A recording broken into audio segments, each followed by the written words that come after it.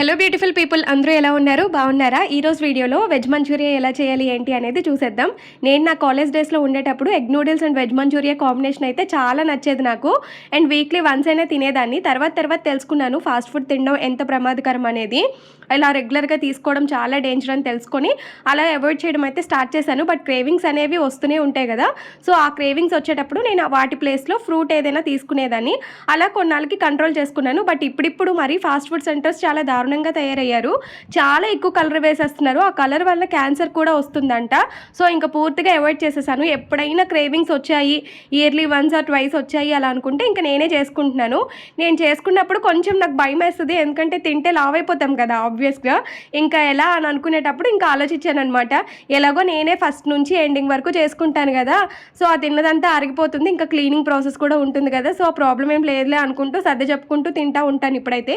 Okay, మరి ఉంటా, bye.